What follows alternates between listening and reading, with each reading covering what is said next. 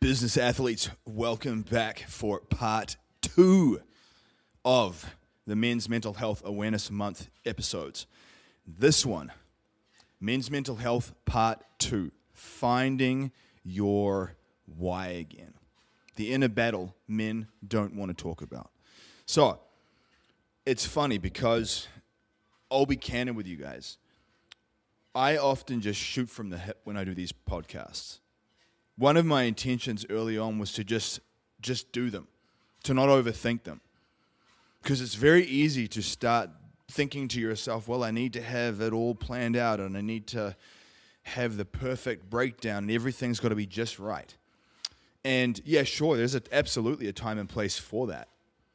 But what I find is that whole don't let perfect be the enemy of good concept comes to mind, where you fail forward. And so I love to speak intuitively. I like to speak from the heart, instinctually. So in part 1, I was talking a lot about the day-to-day tactics and some of the tangible levers that you can pull to really help improve your mental health, that I've battle-tested as someone who was diagnosed with bipolar depression, severe social anxiety, and ADHD, and now psych med free for 12 years. I feel like I have some degree of credibility around the efficacy of these things. But I got off that episode, and it's funny because as soon as I hit stop, I thought to myself, man, there's so many other things that I just did not touch on. And I realized that I felt like this episode needs to be more about just talking about the journey, talking about what it's like being in the trenches, talking about the stuff that most men struggle to talk about. We can talk tactics all day. We can talk about getting blood work done and doing the Braverman test and taking multivitamins and doing different things to help your physical body. And I will tell you, don't disregard anything in part 1. Part 1 is absolutely vital. And the good thing about part 1 is that it's tangible things. You see, sometimes what I find people can fall into the trap of is they just talk about their problems. That's where sometimes I don't always know how good talk therapy is for everyone. It can be good for some people. I will tell you that cognitive behavioral therapy was very useful for me. Like, I got some real benefit out of it. I don't know if at this point in my life I would get the same benefit. I feel like I have so many tools in the tool belt that at this point, talking about the problems rather than just reframing and using the day-to-day tactics that I have to come up with solutions, that's what is often required or at least needed. And so sometimes people can fall into the trap of just talking about their drama and talking about their problems constantly. And what happens is you just feel heavy. Now, there's a difference between talking about the challenges you're going through and talking about your problems and talking about them from a place of actually wanting to look for solutions and what is the next best step. See, I have time for people that want to look for the next best step. I have time for people that want to try to make small incremental improvements. At this point in my life, I just don't have time for people that just want to sob and have a pity party and not actually change anything. And that's just because for me personally, I've worked so hard to get my mental health and my life to the point that it's at, that I don't want someone to come into my world and act like a lead balloon on my life. Because that's what can happen. This is why protecting your space and being firm with the standards in your life is really, really important. It really is. You have to have standards in your life for the people around you. And first of all, it comes back to you holding yourself to those standards. You know, I think back to my own journey. And I remember when I left New Zealand. You know, I had this choice. I met Lauren on Facebook, actually. And this is before online dating was normal. And so back then, it was even kind of more strange. And I just thought to myself, and I was still dealing with anxiety and some of the mental health issues. And I just thought to myself, if I don't get on that plane and leave New Zealand and at least just try to see what happens, this will haunt me for the rest of my life. It was one of those moments where you could almost imagine the downstream cost of you playing it safe. What is the downstream cost in your life of you playing it safe in many areas of your life? And very often we catastrophize about things to the point of paralysis. And what happens is you look at your life and it's just this Groundhog Day. It's the same thing over and over and over again. And we can all fall and pray to that. As you ascend, as you climb each level, you will definitely find that you have these challenges that crop up. Even if you've taken big leaps of action in the past, as you climb the mountain, you'll still face them. And so, I wanted to, and the reason why I mentioned getting on the plane was because it's like a metaphorical thing about just taking this leap into the unknown, that so often we seek safety, but we don't feel fulfilled in that place. And I think a lot of people, a lot of men are stuck in that pattern. They feel like they lose themselves. They stop dreaming. Or maybe they stop taking care of themselves. They stop telling the truth about the situations that they're in. They start surviving instead of thriving. Surviving instead of leading. Just keeping your head above water. You become reactive instead of intentional.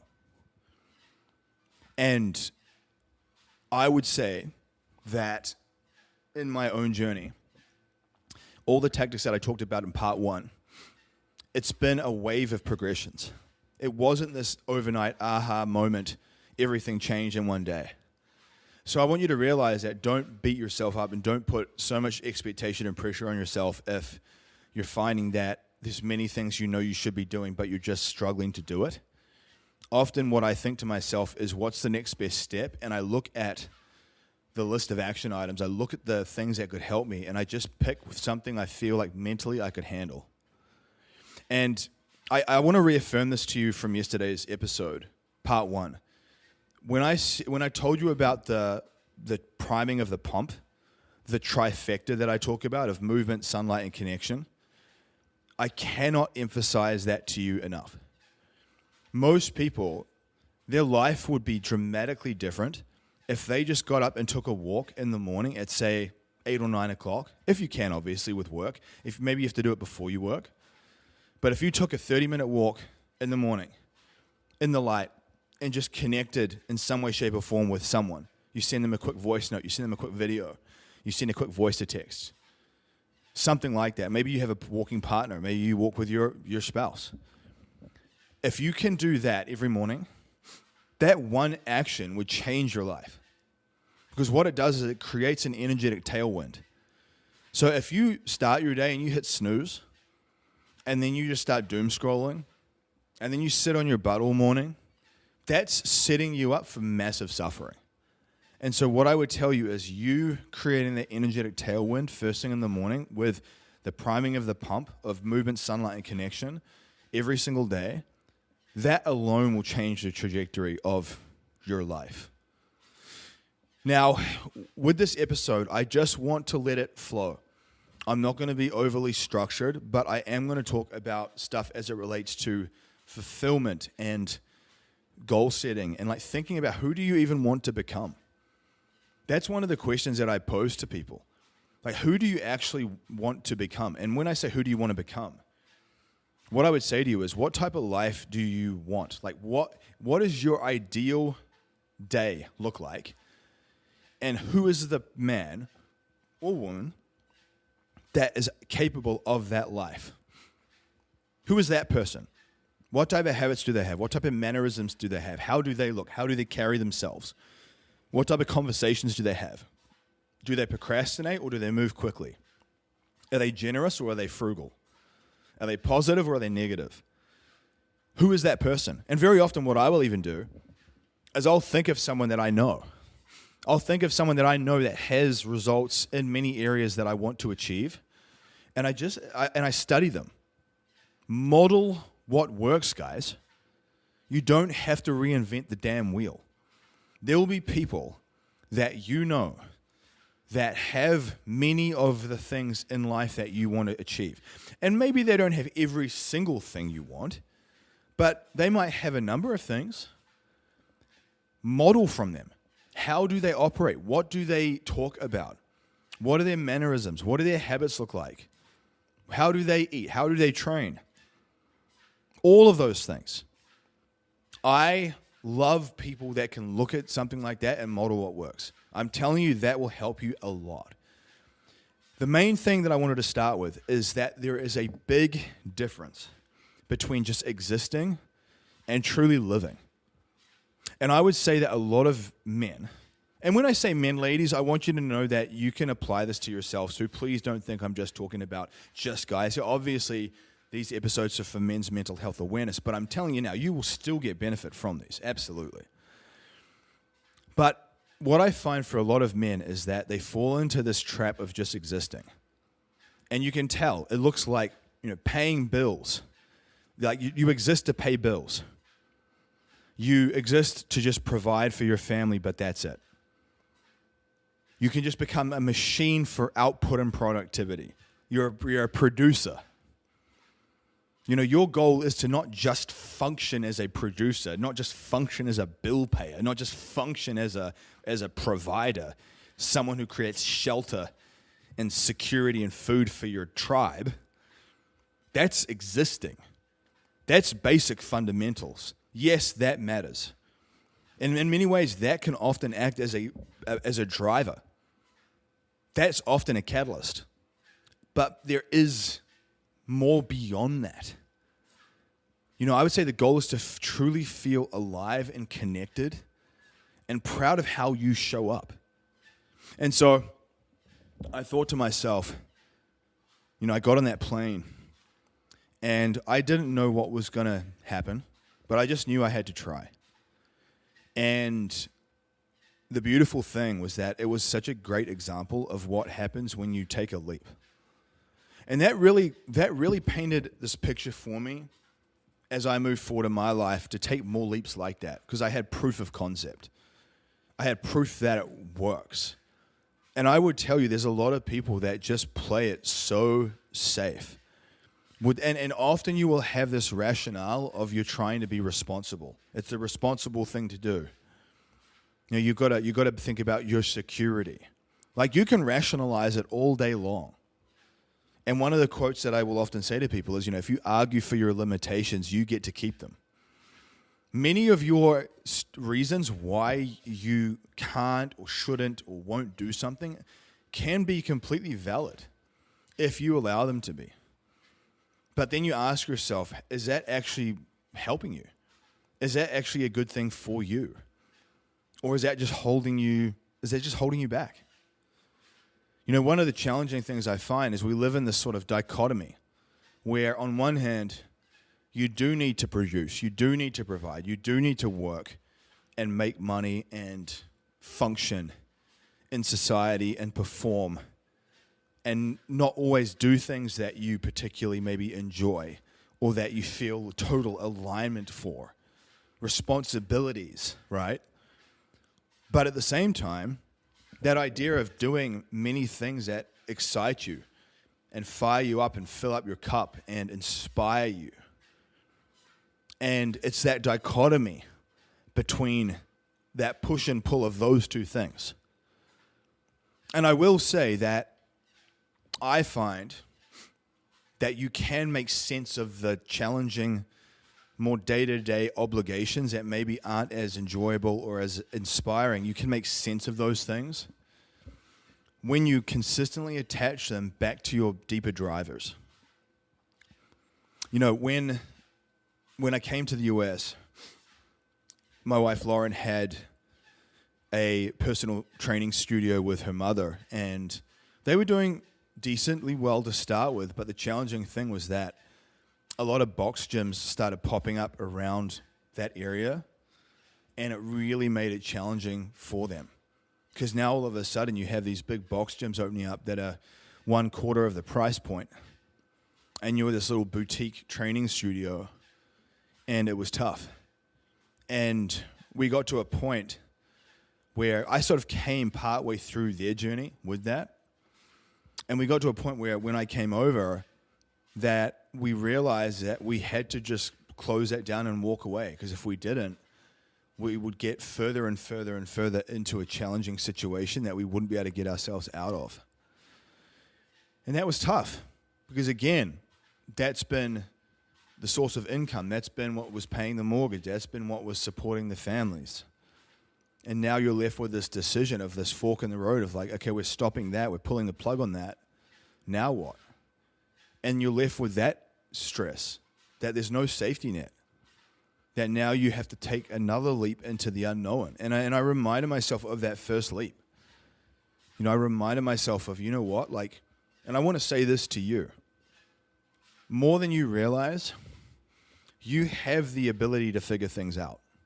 Think about this. You've overcome 100% of all the challenges you've faced in your life so far. If you hadn't, you'd be dead.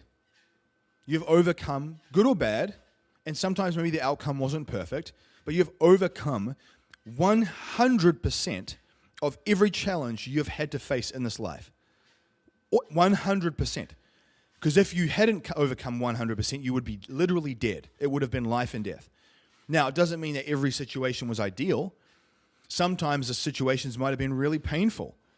But what I would say to you is, what was the gold in that situation? There will be lessons in any of those negative challenges that you faced.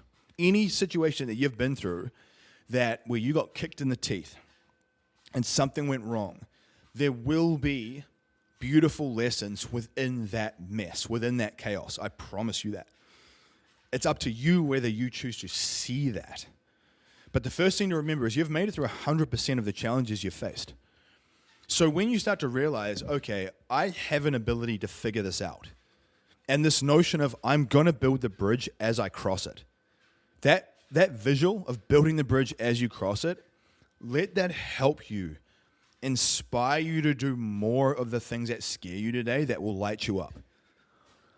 Because, for me, people talk about discovering your why or finding your why. And I actually think often it's not even necessarily that. It's tapping into who you were meant to be. It's unearthing the person that you were meant to be. And that person will often have drivers and beliefs and goals and an environment that's conducive with being that person that you want to achieve. And so, for example, if you want to be someone who is very wealthy and fit and just dialed in financially and have a great family, what type of business would that person operate? Where would they live? Would they work out every day? How would they eat? How would they connect and contribute to other people? How would they connect with other people? Would they work on their speaking skills so they're very charismatic? Would they be a good leader? Like, what would they be? Often your answer lies within that. And I think the first thing, when you're thinking about why you do all of this, I think for me personally, the first thing I ask myself is, who needs the best version of me? Who needs the best version of me? Now, I realize that not everyone listening to this might have children, but what I would tell you is that there are people that need a better version of you, but especially if you are married and or have children. Because if you don't solve some of these challenges that you're facing, if you don't break some of these patterns that you're in, you will inadvertently pass them on to your children. And do you want to be the cycle breaker? Because someone has to be. So think about maybe the challenges you went through as a child. Did you get bullied at school because you were overweight? Now look at your health and recognize that if you don't start making changes, you're going to pass that BS on to them. And they are going to suffer the same fate as you did. Use that to fuel you. Use that to make you want to be a better person. Now ask yourself the question, what kind of man do I want my children to remember? What type of man do you want your co-workers or your team, your family, your spouse, who do they want to see? Who do they want to remember? Who is that man? It doesn't mean it's easy. It doesn't mean it's easy, but it's absolutely worth it. You know, and I think to myself, when I am visualizing my ideal day, waving that magic wand and thinking about, okay, 1 year from now, if I could wave my magic wand and have the exact day, a perfect day, like think of a beautiful day you've had in your life so far. Now think of something that's even more compelling than that hasn't happened yet. Well, if someone said to you, hey, I want you to tell me, what would your most ideal day look like? Who would you be with? What would you be doing? Where would you be living? What would you be driving? How would you be dressed? What would you be good at? How would you be connecting with your family? And I want you to create a mental movie reel of that in your head and truly visualize what that looks like. And the more you do that, that starts to become your roadmap of who you need to become. So then I say to myself, okay, so if I need and want those things to become true, what type of man has those results? Would it be someone who smokes a bunch and eats a bunch of junk food and sits on his ass all day and self-loathes and feels sorry for himself? Or would it be a guy that gets out walking and listening to positive podcasts and starts posting more positive stuff on social media and starts to rebuild his identity from the ground up? You know, one of the beautiful things about leaving New Zealand was that in many ways I got to reinvent myself. I will say that was a gift for me because I felt like being in New Zealand, I had a certain identity that I kind of formed and inadvertently clung to. And I do think you can change your identity without having to change your location. I do think you can do that. But I also think there was real power in just moving somewhere completely different where no one knows you. And you are a new person. And you can behave differently from day one. And no one's going to say, hey, why are you acting weird? Why are you acting different? Because they don't know any better. All they know is that's how you should operate.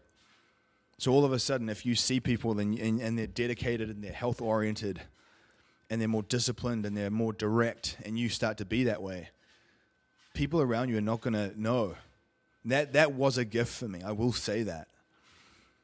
But when I took that leap with Lauren's business, closing that down, one of the things that I found was that when you remove the safety net and you don't have a plan B, and you visualize your ideal day every single day, and you talk to and are around other positive people that are striving towards their goals and dreams, and you're pouring into them every day as well, I find that is a perfect environment for you to start to create the outcomes that you want. You got to remember and realize that mental health and optimal health in general, it's more than just macros and calories and blood work and a diet and workouts. A lot of the stuff in part one was those things. What I find is often missing is just the deeper drivers, the why, the calling, the cause. You know, one of the things that I've observed, and this might trigger some people, but let it be, is that people that are more mentally ill are also more selfish. Inadvertently. They don't realize they're this way, but they are. So typically people that are struggling mentally, they're very self-serving. They just think about themselves. Their dialogue is about me, poor me, why me, my situations, me. They very rarely reach out to other people and say, hey, how are you doing? The dialogue is always geared around them. They're always thinking about themselves. And I say this with compassion. And I say this because I used to absolutely be this way. I remember early in my journey, I did not think about anyone else's life, anyone else's goals or dreams, anyone else's problems at all. My dialogue was absolutely a one-way street about myself. And I think part of it's just because it's so unconscious. You're like in like survival mode, and you don't realize that it's just absolute one-way street, very selfish internal dialogue. And what happens is when you're just thinking about yourself, your problems, your situations, your issues, not only do you create a really heavy negative energy that people can absolutely feel, but that's the opposite energy that's conducive with creating a beautiful life. You see, the people that get the best results in life, that have the most meaning and the most fulfillment, as well as some degree of financial freedom and physical health and other things, they're the ones that typically have a calling.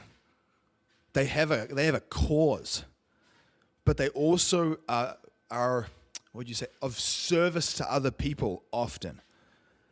Now, there's a difference between being a people pleaser and attempting to pour from an empty cup.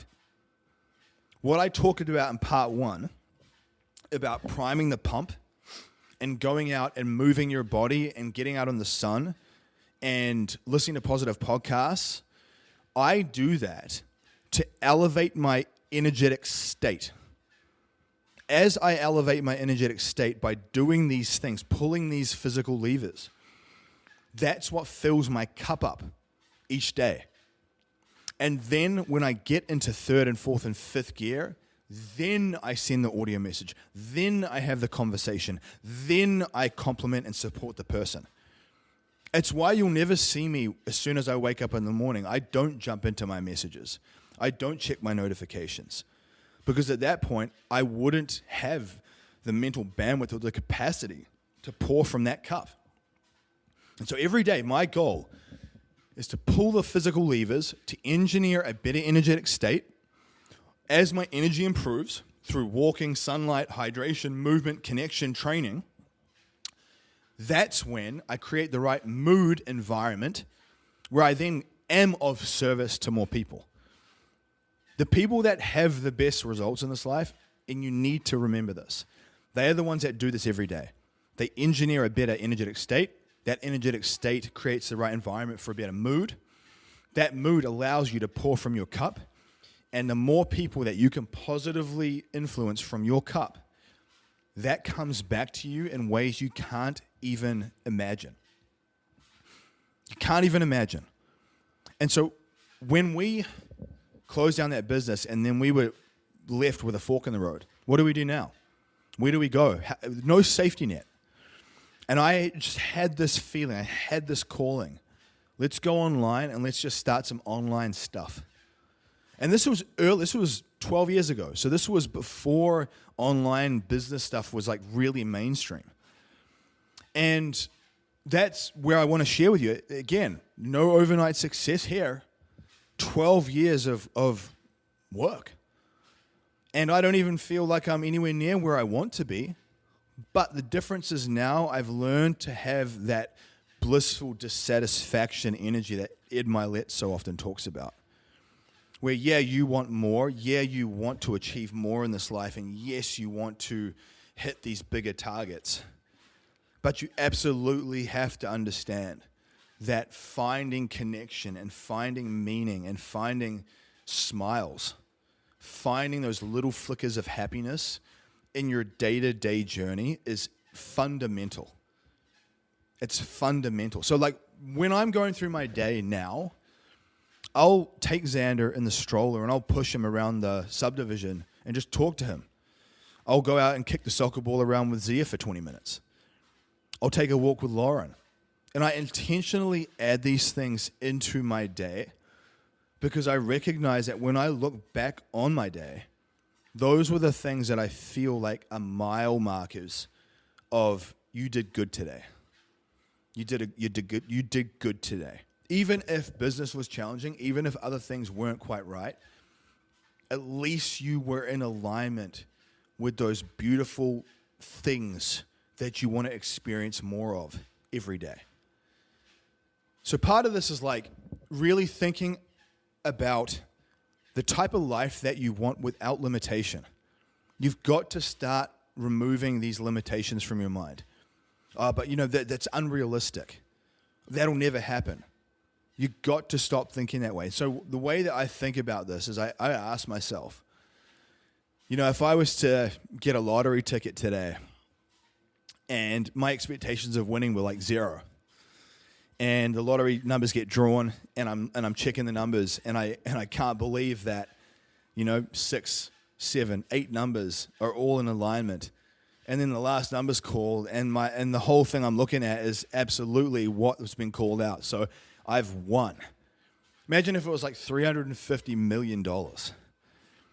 How would you feel? Like, how would you feel in that moment if you looked at that ticket and you're like, oh my God, I just won $350 million. And how would you feel? What type of energy would you have? Like a euphoric energy. Guess what? First thing is you had that energy in you the whole time. That energy didn't come from more caffeine.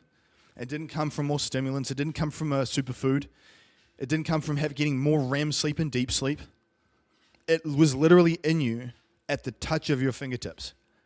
But you just don't know how to access it well because you're so layered with self-doubt and thinking, quote unquote, realistically.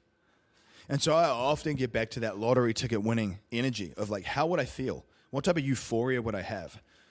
And you just think about how you could positively impact so many people and who would you give to and what causes would you support and what would you do? And that kind of paves your way into what your ideal day would look like. So if you got that money and you looked in your account and you had that money in your account, what would your ideal day look like? Obviously, what I would tell you is fill it with something that makes you feel like you're part of a cause. I would say if your ideal day is just like playing rounds of golf and just laying on the beach, at a certain point that will become old. What I would tell you is what things are you passionate about that you feel you would be invested in? What problems do you want to solve? Who do you want to help? You can obviously weave in a round of golf here and there. You can go lay on the beach for a little bit if you want, but what's the other parts of your day look like? Beyond that, like where would you be living? What would you be driving? How would you be dressed? What would your body look like? And I say all this because when you start to really tap into that visual, that identity rebuild is really, really important. Because what it does for me is it helps me think to myself the type of identity or character that I need to have. See, that's the challenge most people face, I've realized, is that they'll be going through life and they're just thinking about the action items they need to do. They'll just be thinking about the to-do list. But they're not thinking about the character, the identity of the person. And you only start to form that by creating proof that you are who you say you are. So if you don't hit snooze every day and you get up early, if you hit your step count every day, if you send 5 positive messages to people every day, if you get your workout in every day, if you do those things consistently, you start to stack proof that you are who you say you are. And that's when it becomes a self-fueling system. And at that point, you don't need discipline because it's just you. Like for me at this point now, doing a lot of the things I do doesn't require motivation. It requires alignment. Like thinking to myself, if I really want to achieve that beautiful life that I envision, if I really want to make that ideal day come true for me and my family, there are certain behaviors and characteristics and mannerisms that I must do on a daily basis to get in alignment with that outcome, to essentially materialize that physical result. Because think about it, if you keep doing what you're currently doing, you will keep getting the same result. So just by logic reasoning alone, if you change the inputs upstream, if you change your step count, if you change your dinner meal, if you change the way you connect with people today, that's going to create a different downstream response. That's how you start to change your life. And I found, for me, when we removed the safety net, and I was like, okay, there's no safety net at this point. It's sink or swim. And I'll be honest with you guys, when I first came over to the US, I couldn't work right away. I wasn't allowed to work until we updated my visa status and I got married. And so for a period of time, I couldn't make any money. And my dad was kind enough to support me while I was in that transition period. I'm very, very thankful for him to do that. And you know what happened? And I've never shared this before. We were getting some financial support from him for a while to just help keep us afloat. And I actually realized, looking back now, that was actually a negative thing. As much as I appreciate him for helping, and as much as he stepped up to do that, I'm truly grateful. But I realized that, in a way, it was stunting my ability to level up because I had a safety net. And what happened is he got to a place where they went through a bit of an economical downturn in New Zealand. And now all of a sudden his budget was tight. And he's like, Fraser, I can't support you anymore. And right around this time was right around the time where I was now able to work. And so it was scary because now all of a sudden that consistent financial base was gone. But I was able to work. And I've seen so many people get paralyzed into stagnation because they have a safety net.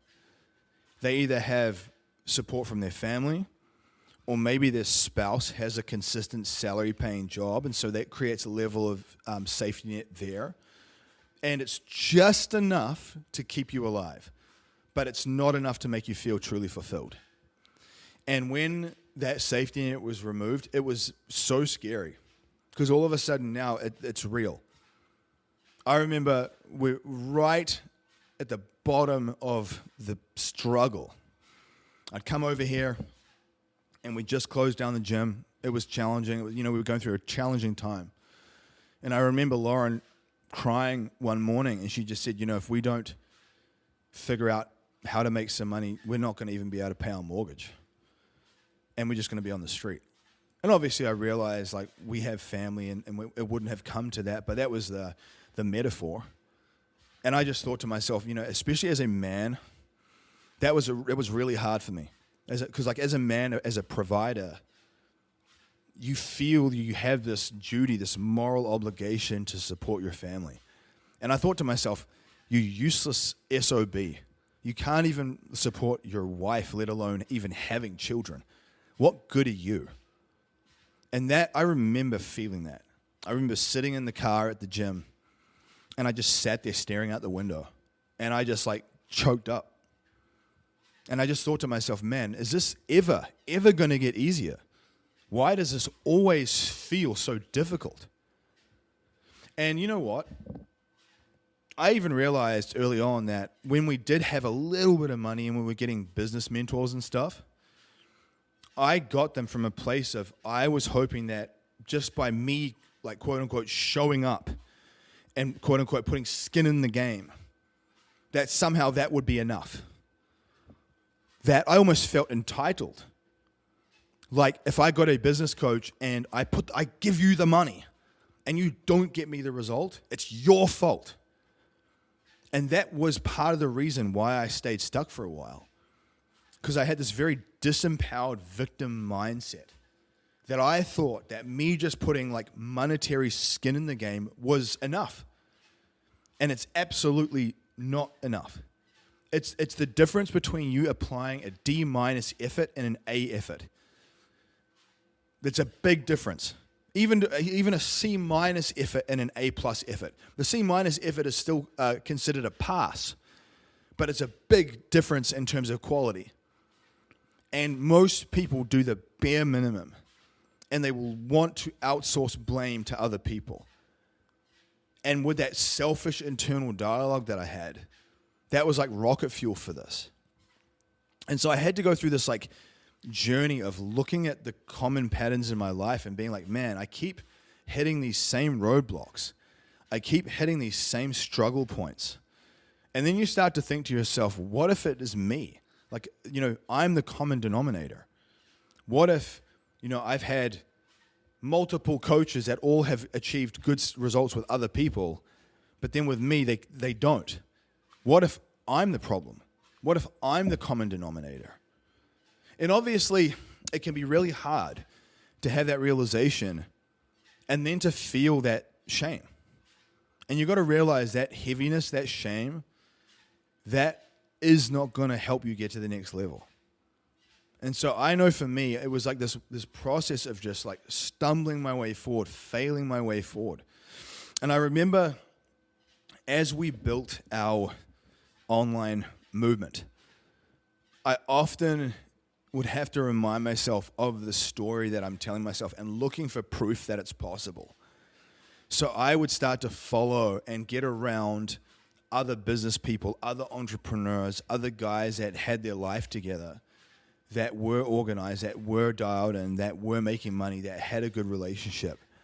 And initially I didn't have anyone that I knew personally, but I would follow people on YouTube and I would listen to podcasts. And I remember just saturating my mind with that stuff. Like I listened to Dr. Wayne Dyer's books all day on loop. We actually played his Change Your Thoughts, Change Your Life book on Audible, on repeat in the house. Another book that I played a lot was the T. Harv Eker, Secrets of the Millionaire Mind. I really loved that book, and we listened to it all the time because my mentality was I need to rewire the story that I'm telling myself. Rather than things saying like I'm too far gone, or this is just who I am, or I've tried this before, nobody understands, I have to do this alone, I'm broken, it's too late, I don't have any motivation. All these things we tell ourselves. And I realized that by getting around other people that were living in the result that I wanted, I started to model what works. I started to pay attention to the way they talk about their challenges. I started to look for proof that change is possible. And when you start to really notice that, there's lots of YouTube resources, there's lots of podcasts. But even beyond that, as we grew, I started to invest in coaching and get into different mastermind groups.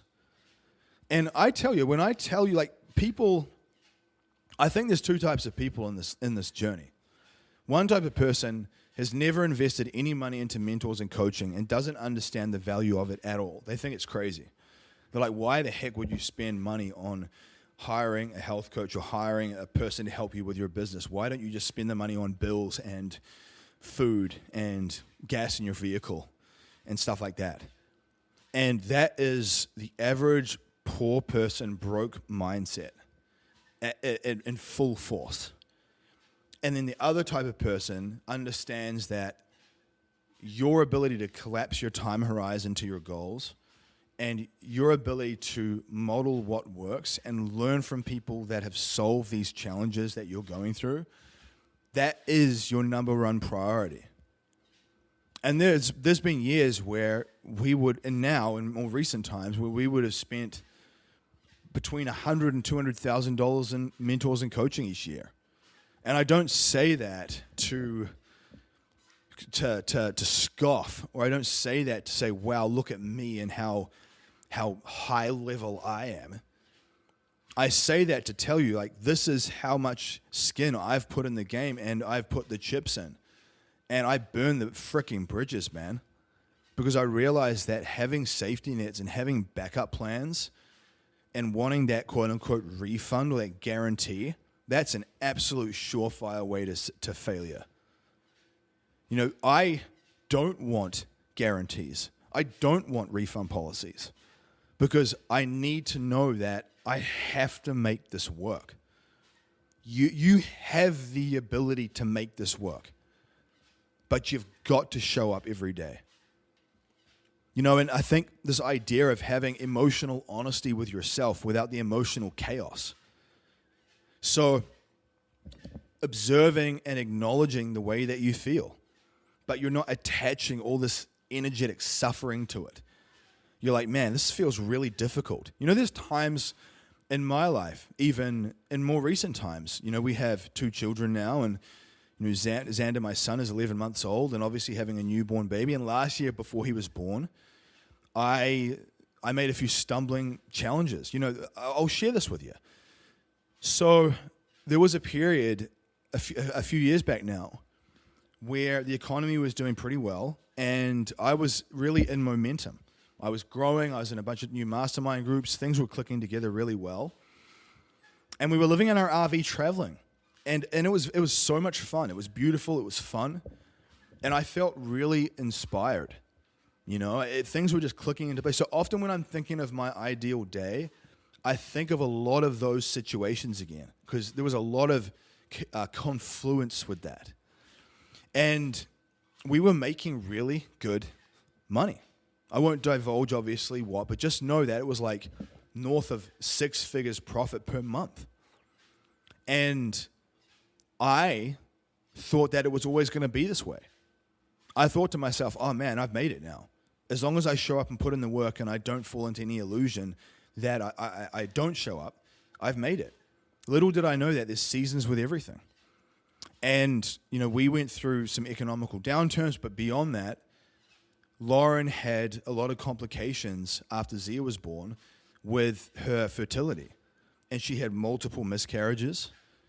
And that obviously alone is very challenging. If you've ever gone through that, it's very emotionally challenging, especially for the woman.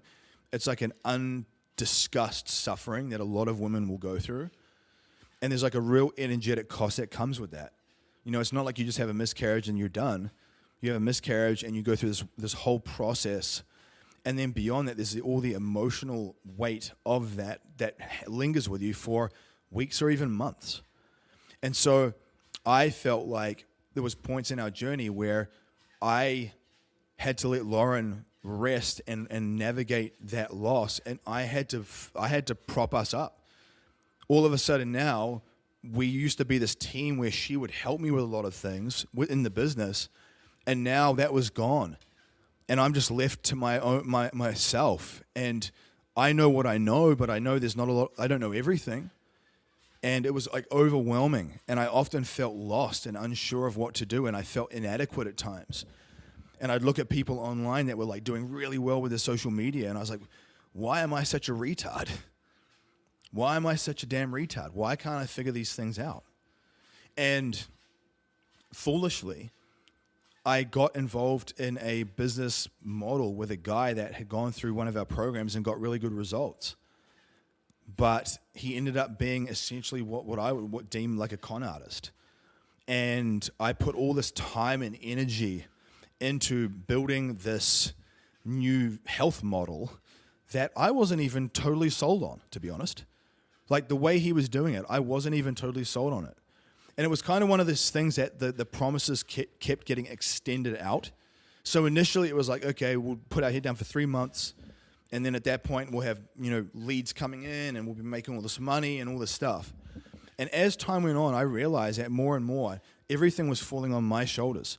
Like all the sales we were making were coming through my organic marketing. And it was, and literally now everything was still coming through me, but now I was splitting it between 2 of us. And I lost out big. I lost so much momentum, and it took a real hit to my belief about myself.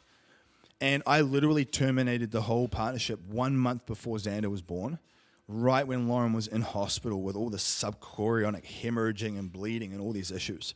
So right at the height of her health issues in hospital, 1 month before our son's due to be born, I'm literally liquidating partnerships and just starting from the ground up. And that's tough. And I share that with you because I want you to know that it's not like my challenges were like 20 years ago and it's been smooth sailing for the last 10. I would actually say there's going to be more challenges in my life as I move forward. Every time you climb the mountain, you will face challenges. You will. You've got to just recognize it's part of expansion. It's part of growth. And so when we were making more money and we were in massive momentum, we had got these beautiful house plans designed by a high-end architect. And I'll just tell you the general consensus is that it's a beautiful home, but it's very expensive. And it's next level. And I still want to make that happen. But when everything that we went through happened, all of a sudden I realized, man, that dream felt so far out of reach, it wasn't funny. And that's what was really, really tough. Feeling like you have this dream and it's so far away from where you are, to the point where you're like, what the heck's the point in even thinking about this anymore? What's the point? And then what happened was we left with this decision of, rather than feeling like you'll never achieve the dream, how can you adapt the vision to make progress? And so now what we're going to do is we're going to build a smaller house to start with on our property that will get us on our land, so we feel connected. We feel like we're in this new chapter of our journey. We're on our land, which is where we want to be. And then at that point, we'll continue to grow the business. And then we will build our primary residence. And this house can be like an office, or it could be an Airbnb, or it could be a place that our family can come and stay. And that's the long-term plan. So we adapted the vision rather than this all or nothing mentality of, okay, we've either got to hit the home run, or we're just forever going to just like have this land for the next 20 years and nothing's going to happen to it. And that's been such a hard, frustrating part of the journey for me. And there's been times where I felt so frustrated and hopeless. And even during those times, I still showed up. And I did it because of that identity. And I did it because I knew that I had to continue to become a different person that has the result that that type of person would have of that big, beautiful property. Now, maybe your goals for your life are different. Maybe you're at a different point in your journey. That's absolutely fine. But what I would say is, how can you continue to refine and update the vision for your life so it continues to inspire you? So it continues to inspire you. Because things will change. Life will change. Circumstances will change. And you've got to learn how to be adaptive. But if you don't have a reason why you're getting up that kind of fires you up and gives you some excitement or some hope, that's part of the challenge. And I would actually absolutely tell you that you need to get around people that talk about this stuff. That's why I think getting into my Business Athlete Council, for example, or my main mastermind group is so useful. Because I do morning mindset messages every day at 5 a.m. On my calls, every week, I talk about these things. People in the group talk about these things. It's that collective mindset of people that want to achieve more in their life. You know, it's this idea of being, one of my mentors and friends, Jesse Elder, he talks about this concept of the lighthouse and the tugboat. And I love this analogy, and I use it often, where you think to yourself, in your journey with the person that you want to become, you obviously want to be a positive influence on your kids or on your partner or on your team or the people around you, or you want to be more persuasive when it comes to sales so you can make more money to provide for your family, right? Whatever it is. There's a difference between being a lighthouse and a tugboat. So the lighthouse, and you will know this feeling even if you don't know this analogy. So the lighthouse sees the boat come into the harbor, and all it does is it just illuminates. It just casts light. It doesn't move at all. It just casts light. It illuminates. It illuminates the path. And the boat comes into the harbor, and it just looks for the lighthouse, and it navigates on its own, autonomously, without help, without physical force. Whereas the tugboat comes in, and it goes out to the boat bobbing around in the water, and it latches to the boat with the rope, and it pulls it to the destination. But as soon as that tugboat detaches that cable, the boat just keeps bobbing around. You are like that in this life. And if you use that tugboat energy with people around you, where you're just nagging and whining and negative and you're sort of coercing and gaslighting people to change or to take action or to buy from you, that energy is a really heavy tugboat energy. And it's not conducive with a great life. Whereas equally, that lighthouse energy is that light, buoyant, vital, fun, optimistic energy where you just let people have their experience and you just cast the light and you say, hey, buddy, this is the path. Walk it with me if you want. And if not, that's okay. And you detach from the outcome. And I find for me, I'll give you an example. Like some people in entrepreneurship, they're very, very pushy with sales. You know, you'll message them and then they message you back straight away. And then if you don't message them within an hour, they message you again. And then they message you again. And they send question marks. And that really pushy, flustered sales version, that's the tugboat version. That in and of itself is very repellent, especially to me. I find that very repellent. Equally, someone who's just charismatic and they just give someone space to contemplate and they just live the life. It's why I share my journey on social media with you guys. It's why I share my stories. It's why I share on my Facebook, because I'm just documenting the journey and I'm talking about these different pillars. It's like a digital journal for me. And in fact, I will tell you, I get a lot of benefit and meaning out of sharing as a digital journal. And so I never used to think this would be the case. And what I found is that the more I think to myself, what's something that's useful? What's something that's inspiring? What's something that's interesting? Let me storytell around that today. And I share that with people. And I find that it helps remind me of what I'm doing. It helps me anchor to that higher state for myself. When I drop my morning mindset messages into my students, it helps me as much as it helps them, because I'm constantly talking about and reinforcing the positive principles into myself by talking about them. So I do it. I would do it even if no one listened, because I do it for myself. But you've got to realize that you can have the best nutrition plan, and you can have the best training plan. You can even have the best business plan. But if you're isolated and you're not thinking about being of service to others, and you're not being mindful about your energy, and you're not envisioning your ideal day, and you're not thinking beyond limitations, and you're not having these positive conversations, stop ranting about politics and wars and social issues all the time. Yes, those things are and can be important.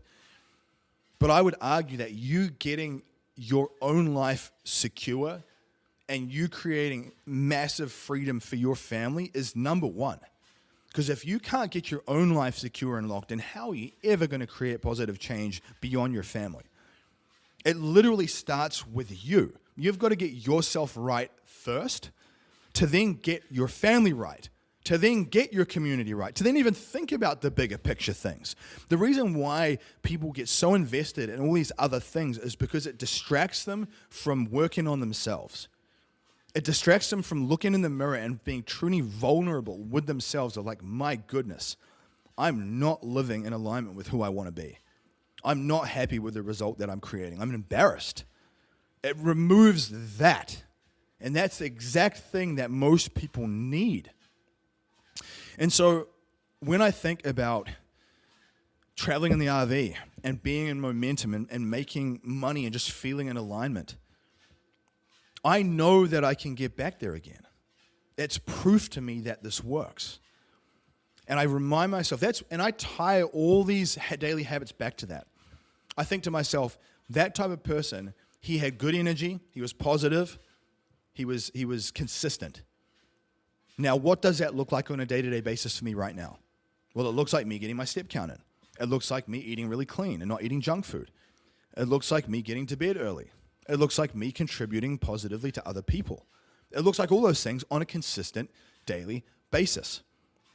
Like, you are a magnet. You know, one of the things I've realized as I've walked this path and as we've kind of evolved down this journey, is that you are a magnet. You magnetize the type of energy that you are. You magnetize the type of energy that you are. Before I kind of dive into that, though, I want to say, now we lived in Louisiana for 10 years, and then we got in our RV and we just traveled. And again, that was another fork in the road. Like, holy moly, we're going to, rent out our house and just go in the RV and just explore, and we have no idea where we're going to end up. But let's just go and do it, because remember, like I said, you've overcome everything you've been through in this life so far. And I've actually found that all the best moments for me have been on the other side of those forks in the road and feeling scared but doing it anyway. Feeling scared but doing it anyway. And now at the point where we're living in the Smoky Mountains, which is a beautiful place. I mean, I love this area. And we have this beautiful piece of land. It's like God's country. The land is breathtaking. That's one thing I'm just truly proud of, that I was able to materialize that. Coming from a place where, in part one, where I talked about not even being able to buy a freaking damn can of beans to eat when I was a butcher, because I smoked and drank so much and I was so dysfunctional, I would scrape together coins in my car to get a can of beans, to be able to have this beautiful land with this vision. And yes, it's not even fulfilled yet. Haven't even got the house on there yet. That's the next level. And I also have to remind myself, like I said, of that idea of blissful dissatisfaction, that I can't just keep striving out of frustration. When you strive out of frustration, you create that sort of, constipated energy. That constipated energy, that commission breath, that neediness. You need it to work out. You become very needy and you hand-holdy and manic. That energy will strangle your potential. When in actuality, you want that cool, calm, collected lighthouse vibe where you attract people to you because you're a vibe. You're interesting. They want to be around you. They want your energy. I think to myself that every single day. I think, man, no matter how hard life is right now, no matter how much pressure I feel I have, what type of vibe do I need to have to continue to attract good people into my world? And I ask myself that multiple times per day, and I lead from that place. And I promise you guys, like, the pain, the struggles, it doesn't go away. But you get better. You build more belief that you can solve these problems, that you can overcome these challenges. I truly mean that. But you've got to think about who you want to become. You've got to tap into that deeper driver. You've got to think about why you're doing this. You've got to have that vision for your life. And you've got to stop arguing for your limitations. You've got to stop thinking to yourself, I've just got to be realistic. Because that's a self-imposed constraint too. So I will tell you that if you take everything from part one around the tactics, around all the stuff I talked about with blood work and diet and training and sunlight exposure and sleep, all of those things are very important. You can have a really compelling why, but if you're a hot, overweight mess that's eating fast food and drinking, it's going to be a rough ride for you. You're going to feel terrible. So you've got to understand your inputs are important. But beyond that, you've got to tap into a tribe. You've got to tap into why. The people that I see break through and get the most momentum, they are the ones that show up into a community and connect with people and check in with other people and pour into other people every day beyond themselves. The ones that go inward and just disconnect and unplug, and they don't connect and they don't lean in and they just isolate themselves and go inward, they are the ones that continue to struggle.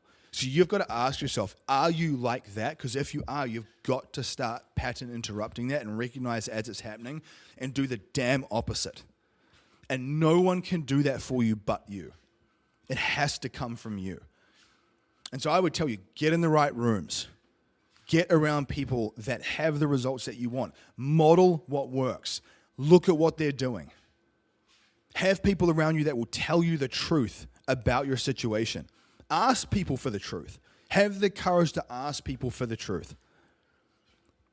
Future pace the type of life that you want. Envision it every day. Talk about it with your friends. Who is that person who has that result?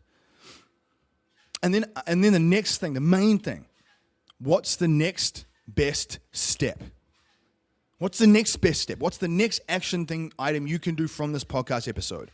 Tell the truth to one person. Go for a walk. Book that appointment. Set up that vacation or lock in that appointment. Apologize to your spouse for X, Y, and Z.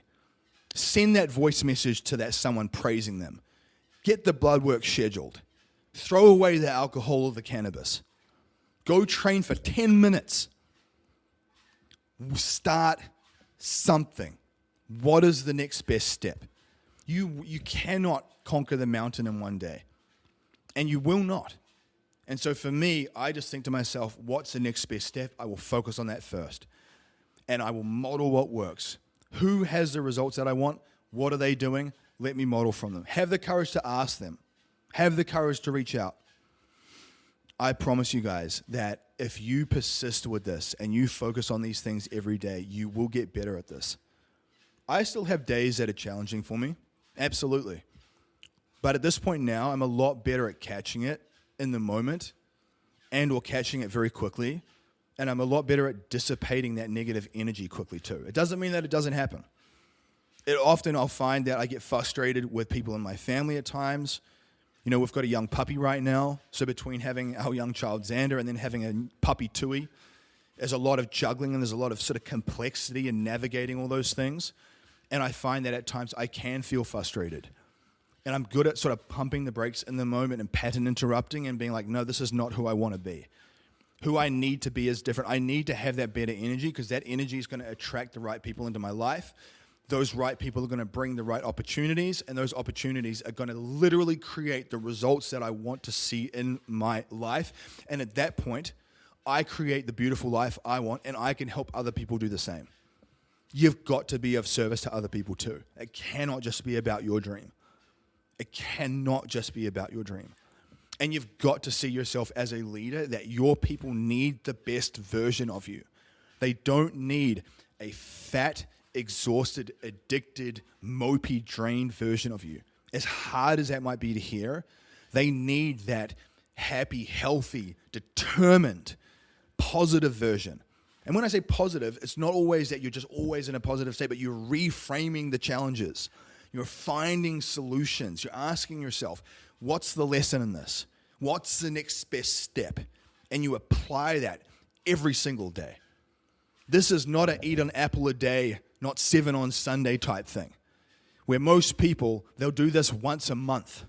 You need to do a little bit of this every single day, every day, and do it early in the day too. Get some wins under your belt early.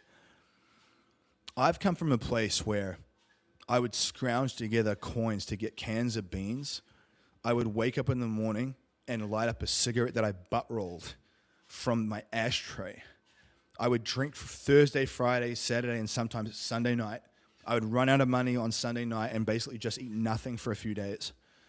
I would cry when my alarm would go off in the morning to go to work. And I felt useless. I didn't work out. I was skinny fat. My skin was terrible. And I had no vision for my life. And I was heavily medicated. And I say all that because that's where I was. Now, you don't have to be at that point like I was. You're not even, and one of your challenges is maybe you're not even doing that bad. You know, sometimes the challenge is when you're in that gray zone, that gray area where your life's decent. It's not bad, but you feel unfulfilled. That's a dangerous place to be. It's the guy or gal that's, you know, not 100 pounds overweight. They may be 10 or 20 pounds overweight. They're doing decently well in business. They're doing decently okay with most things, but they're really unfulfilled. And you feel that inside. You know this is true. That's the place I'm talking about. So you don't have to be total freaking rock bottom like I was. Sometimes there's a magic in rock bottom that can like propel you up. But sometimes it's not going to look like that for you. So you don't have to be like, oh, well, my problems aren't that bad. I should just ignore them. I would tell you, you've got to continue to work on getting in alignment with yourself. And it starts with one action step at a time, one thing at a time. And getting to these forks in the road and saying to yourself, man, my life, my living is on the other side of this leap of faith. And having faith in yourself, having faith in God or whatever you believe in, and just going. Just going. Because at the end of the day, you think about this, at some point our lives are going to end. And I know that I just want to think that, man, I truly lived. I experienced so many beautiful things. And I impacted so many people. And I truly lived. That's what you want. So lead from that place today.